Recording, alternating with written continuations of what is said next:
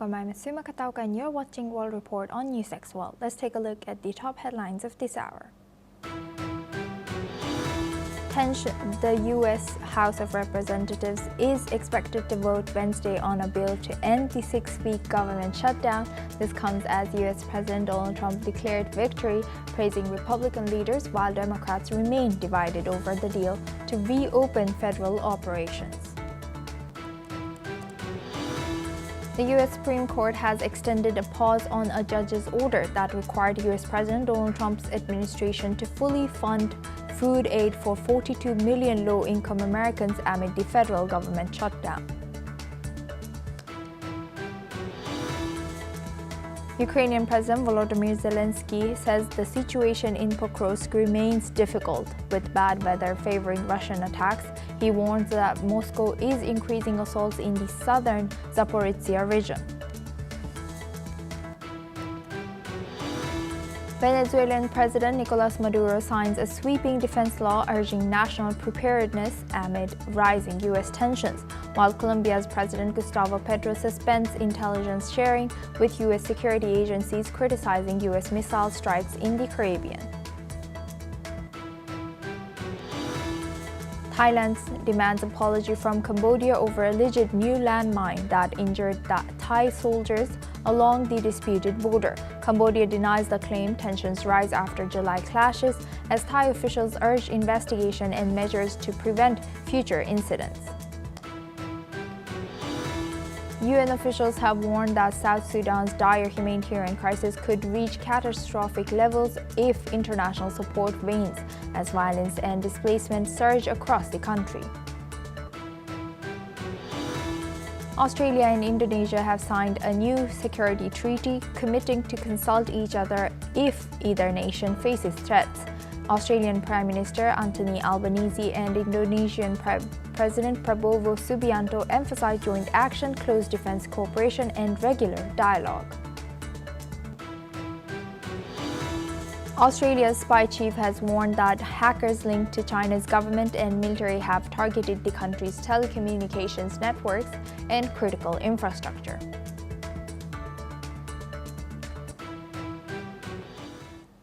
Now moving on, tensions remain high in Washington as the 6 weeks U.S. government shutdown continues. A vote is expected in the White House of Representatives on a bill aimed at reopening the government, but top Democrats say they will oppose it unless it includes provisions to extend key health insurance subsidies set to expire at the end of this year.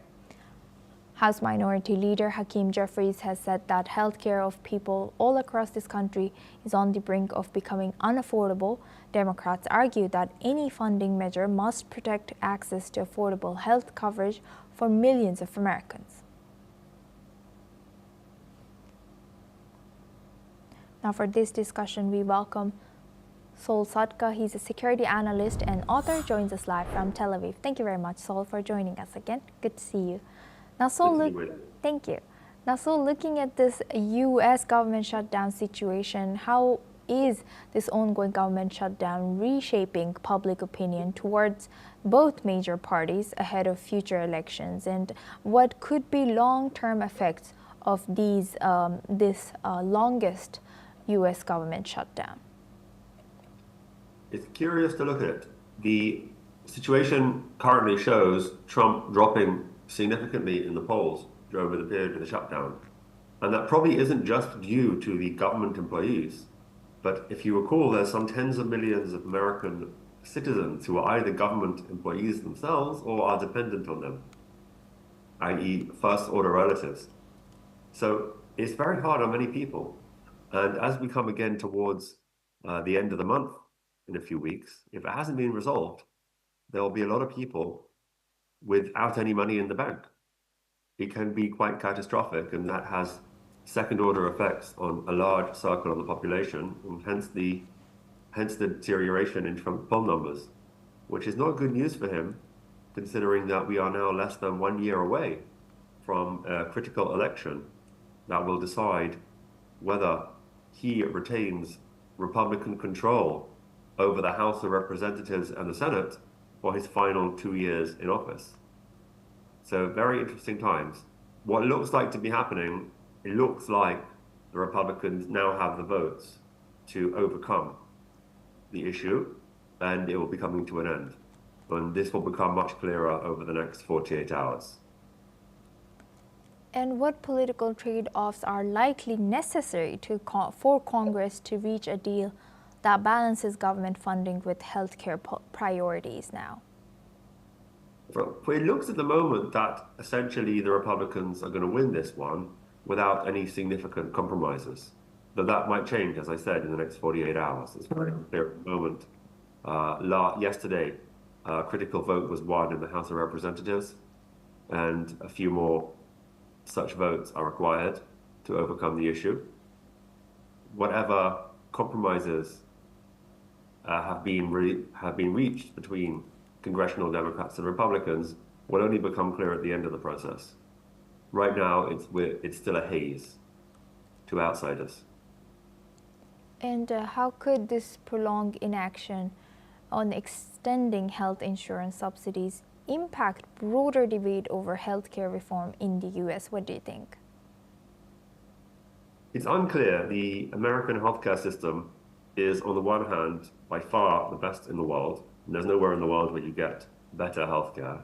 At the same time, because of the labyrinthine system of multiple insurances and backups for people without means, it is extremely expensive and comes to something like 12% of their GDP is spent on healthcare. And American GDP is extremely high. It's about $90,000. So you're talking the average American's healthcare costs is over $10,000 a year, which is more than the average human on the planet earns in a year. The American spends on healthcare. The entire system is extremely inefficient. There are many people who are very well paid. Doctors in America earn upwards of $500,000 a year, some of them more.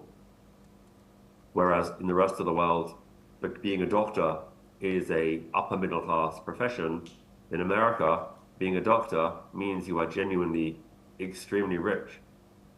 Yes. All of this, in addition to the costs of medications and various cartels that are involved and multiple levels of bureaucracy, it all adds up to make American healthcare a complete mess.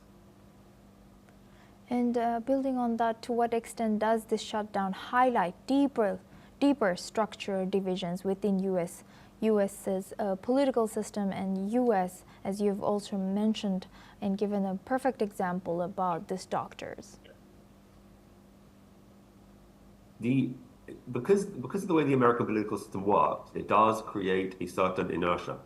In other words, even Obama, who came in 2008 and promised to reform healthcare, was only able to push through what amount to very minor reforms, even in 8 years. And that was already a long time ago now.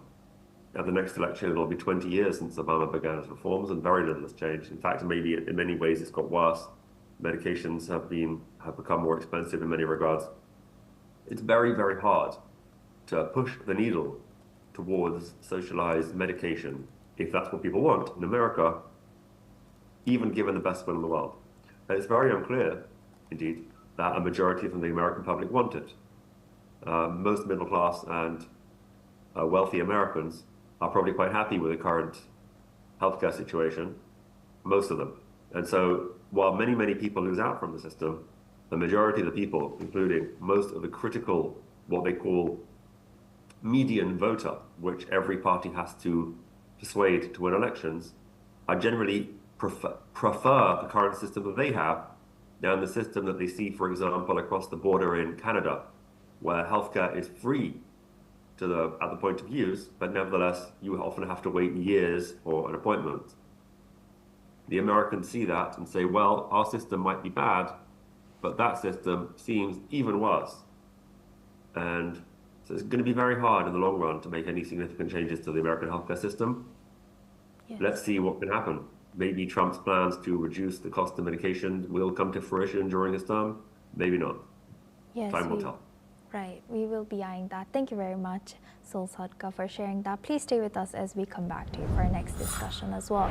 Now, moving to Middle East, Israel has opened the Zikkim crossing in northern Gaza to allow humanitarian aid to enter the war-affected region. The crossing will be used permanently, similar to the Kerem Shalom crossing in southern Gaza, which has handled most aid since the October 2023 conflict began. Now, the aid will be transferred by the United Nations and other international organizations following security inspections by Israel's Land Crossings Authority. The opening of Zikkim crossings comes amid continued ceasefire violations by Hamas and Israel, including refusal to return the remains of deceased hostages by Hamas. Meanwhile, UNICEF has warned that essential items such as syringes for children's vaccinations and bottles for baby formula are still awaiting entry into Gaza.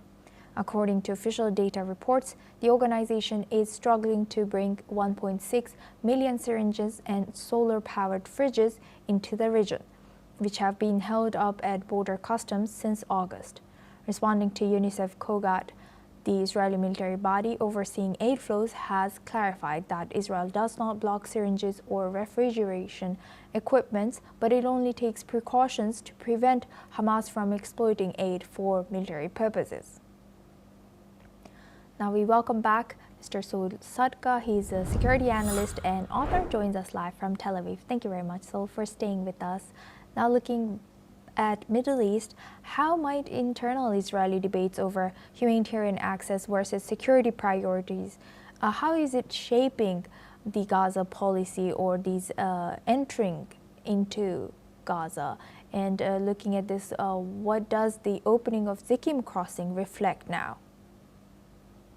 Yeah, the reopening of the Zikkim crossing after a couple of months signifies another stage towards the normalization and the concretization of the extant and established border between what is essentially turning into two Gazas. There are currently two Gazas. You have the Gaza that is controlled by the remains of Hamas, a few thousand armed men who control the population.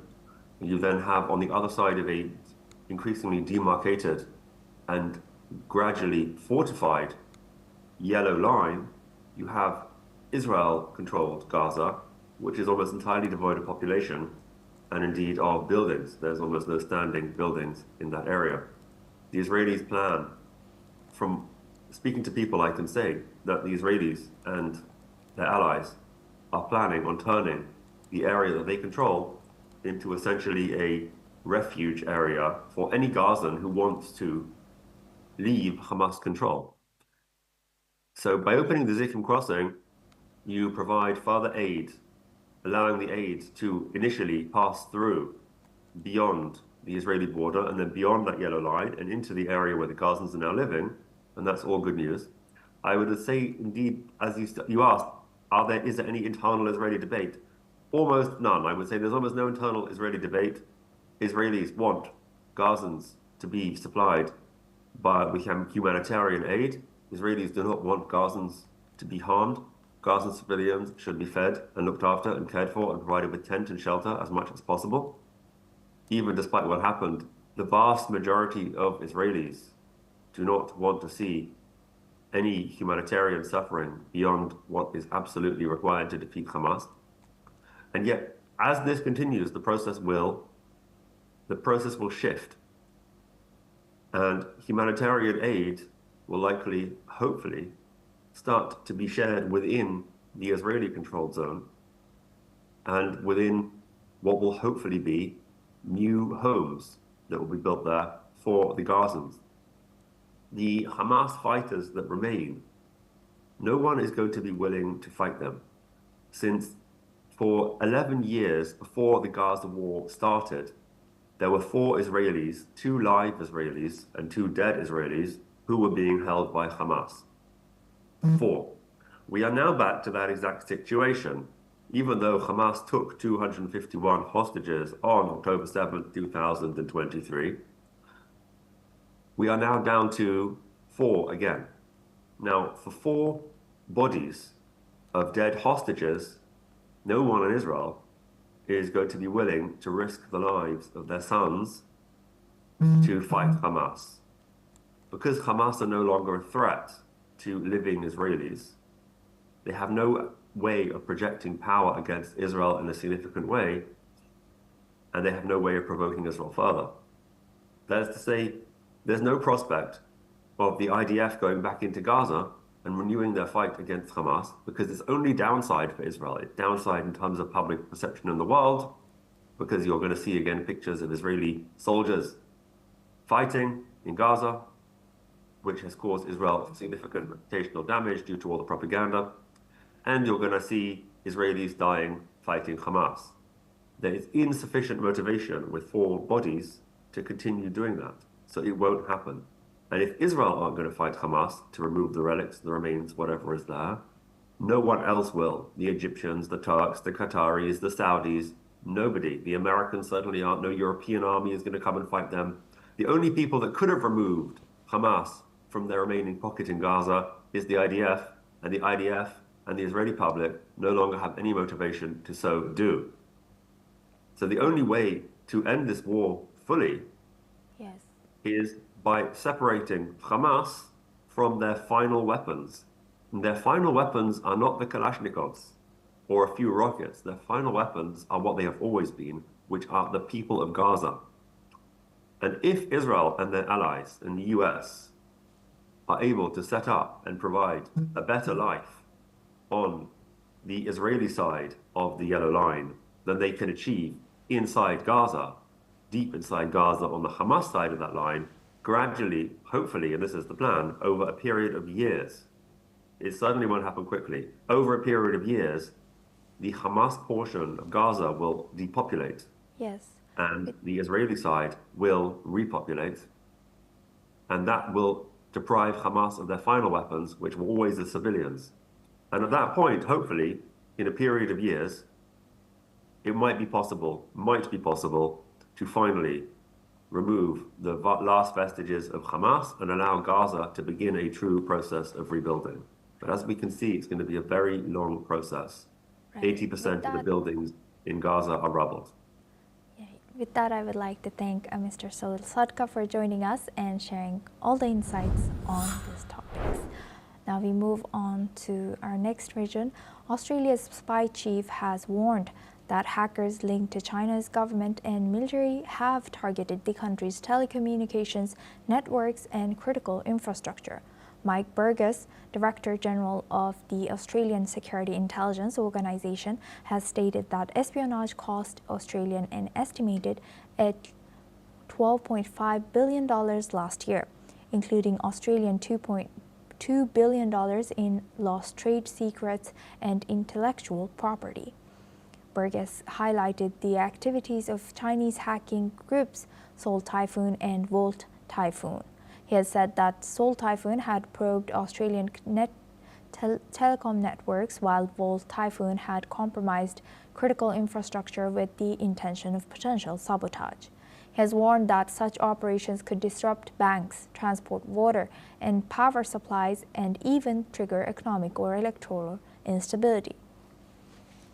In response, China has dismissed the claims as false narrative and has urged Australian officials to stop making irresponsible remarks. Foreign Ministry spokesperson Goh Jia-kun has said that Beijing had made formal representations to Australia regarding these comments, describing them as deliberately provocative. Let's listen in. 你提到的澳方官员今年以来一而再、再而三地发表抹黑中国的言论，散播虚假叙事，蓄意挑动对抗，中方对此坚决反对，已向澳方提出交涉。我们希望澳方有关官员停止发表不负责任的言论，多做有利于中澳关系健康发展的事。 Now for this discussion, we welcome Dr. Satoru Nagao. He's a fellow at Hudson Institute, joins us live from Tokyo. Thank you very much, Doctor, for joining us again. Now looking at this, how could Australia's public accusations against Chinese-linked hackers, how do you think this is impacting their relations? And what policy measures should Australia adopt to strengthen their cybersecurity while avoiding escalations with China? I think that this is the honest analysis of the Australian side, because now the cyber terrorism, cyber attack is indeed a very important part of the military operation. Each one of the incidents in the peacetime is very small. For example, the down the system of the train system, or the airplane, or the power plant, or the personal computer. But anyway, one by one is a very small incident. But we can imagine if this incident has happened at the same time, this impact is very big as a military operation. That's why currently any army in the world are researching about cyber attack. That is main weapon. In case of China, of course they try to do that because they know how important this method is. So that's why it is natural if China attacks Australia's infrastructure because for a long time they have committed. And indeed, this is very important for Australia because for a long time, many countries around China, including Australia, rely on trade with China. That's why they hesitate to say so clearly. But recently, China's arrogant attitude towards other countries was very clear, and so that's why they start to say their analysis very honestly. The feature of the cyber terrorism is it is not easy to identify who commits such kind of attack. But view from the motivation, view from the routes they are using, gradually they can identify this came from China. Because the size of the attack is recently very big indeed. So that's why they can identify China is committing. So that's why, view from the analysis, they have some certain evidence to say China is committing. So that's why it is true, I think, and this victim is not just Australia. Japan is also, US is also, as a Southeast Asian country also, of course, India is also. So that's why we need to prepare such kind of attack, and we need to prepare to retaliate if we need. As you mentioned, there's other victims, not just China, not just Australia in this case. How could cyber espionage threats influence Australia's alliances with other countries that you have mentioned, such as US and Japan even? And do you think the intelligence sharing arrangements will be taken more seriously, or will be maybe further steps would be taken in these arrangements? This is, of course, if Australia and the other countries share the same problem, of course, such situations strengthens the relation naturally. But at the same time, sharing information, especially sensitive information, demands something, how to maintain the secret or something, this kind of rule or system is needed. But in case of Australia and the US or this country forms Five Eyes, there is no problem in this case. Five Eyes is consisted by US, and British, Australia, and Canada, New Zealand. This country can share the sensitive information as a Five Eyes or as a framework also. In case of Japan, that is a problem because Japan lacks intelligence service as a big organization. Very small one exists, but small one and separated each ministry. That's not good to share the information. And the law related with managing the sensitive information is lacking. So for spy, there is no reason the police arrest that spy because of spying, because the spy is not prohibited in Japan. So that's why this kind of issue is a matter under the current new government led by Prime Minister Takaichi. But in case of Australia, in case of the United Kingdom, in case of the United States, they are familiar with this issue for a long time during the US-Soviet Cold War. And so that's why indeed sharing information is relatively easy, and keeping the secret is also easy. Right. With that, I would like to thank Dr. Satoru for sharing that insight. Please stay with us as we come back to you for our next discussion as well. Now, moving on to Japan and China, diplomatic tension between Japan and China is intensifying after comments by Japan's new Prime Minister Sanai Takaichi about Taiwan. Takaichi has said last week that a Chinese attack on Taiwan could amount to a survival-threatening situation for Japan. Beijing lodged a formal protest, calling the comments extremely malicious and saying that they had crossed a line. Chinese state media called Takaichi a troublemaker and accused her of echoing Japan's 1931 invasion of Manchuria.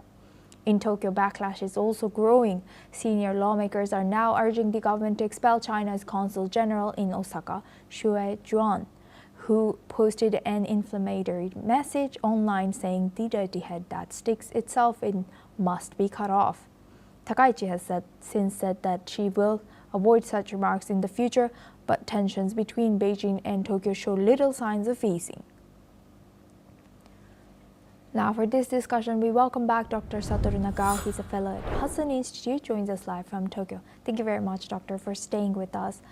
Now looking at this, how do you analyze the current Japan-China relations on the topic of Taiwan, and how might Prime Minister Takaichi's remarks on Taiwan reshape Japan's current security posture and diplomatic strategy toward China now?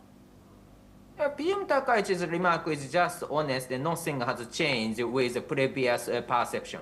Previous perception, Prime Minister's official people did not say anything, but many experts believe that it is unavoidable for Japan to join the war in Taiwan if China invade Taiwan because of the close proximity, because of the United States which supports Taiwan is taking off from Japan or leave from Japan, and Japan is allied with the United States and which take responsibility to protect the US forces to support Taiwan. So that's why anyway, situation hasn't changed. Situation has changed because the new prime minister sworn in. Every time new leader sworn in, China is focusing on, they try to test their capability. So they try to make the trouble. And what kind of reaction the leader choose is a message, is a test to check the capability or skill of these leaders. That's why China find the chance, okay, this is useful to test the new Prime Minister of Japan. So Prime Minister Takaichi is just honest and explain that was not completely bad. And there is no bad thing. This is just honest and a good thing. But view from China, okay, this is a good chance to test. So they try to raise the tension and enjoying the situation and test Prime Minister Takaichi's capability. Anyway, Prime Minister Takaichi is not a friend for China. China knows that. So that's why there is no hesitation to do that. Even if the friend of China, they try to test in the past. So PM Takaichi obviously is strong ready against China, so that is clear. So that's why no hesitation to do that. So just to test what kind of person, how much skills she has, or courage that she has, or something like that. They are testing. So I believe the PM Takaichi should show very strong courage and reaction. That is a good thing, I believe. But anyway, it relies on the decision of the Japanese government. Right. And what do you think the analyses are from China's perspective about this, the test that they took about Prime Minister Takaichi, and to what extent does nationalist sentiment, including the historical grievances like the Manchurian grievances, continue to shape China-Japan relations today? China can control their emotion in their country indeed, because there is no freedom in their country. Freedom of expression in China, nothing. Chinese government can control. In case of Japan, freedom of speech of allowed. Of course, everyone can say their opinion. In this case, variety of the opinion as expressed. After that, what kind of decision will be made based on this variety of the opinion is matter and the skill of the Prime Minister. So Prime Minister's popularity, what will happen if China push, okay, cut her head, something like that is a remark from China. Chinese official diplomats, they did such kind of thing. And under such kind of situation, what kind of reaction came from the public opinion of Japan? Everyone will be upset and support President Takaichi against China. If such kind of situation has happened, of course, this is itself is information for Chinese government. What should they do? But at the same time, because of the variety of the opinion, indeed, the Japanese hasn't integrated their opinion in this case. So that's why, as a natural way, Japan's move is relatively moderate. And so Japan is always polite and not change from this politeness. If it could happen, the view from China, okay, this is quite Japanese, not change. This is traditional Japanese, even if under the Prime Minister Takaichi. Something like that, China will get as information. So this information will affect what should China do next or in the future. The long-term decision came from this kind of test. So that's why Japan should check carefully and move relatively fastly. I believe strong reaction is better, I think. Yes. Thank you very much for that passionate and enlightening perspective and analysis that you have shared with us on this NewsX World. Thank you very much. Moving on.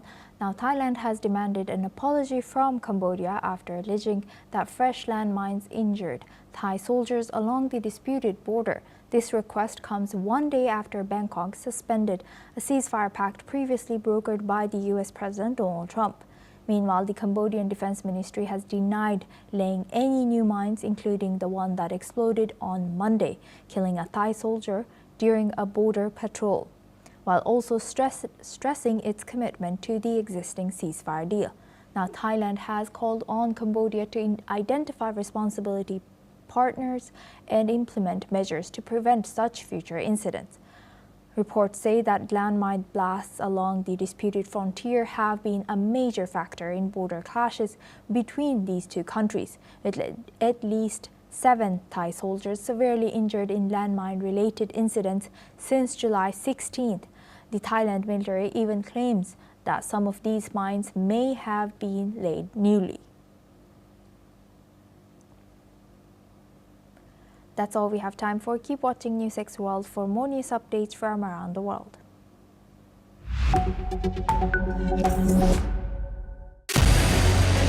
What we can do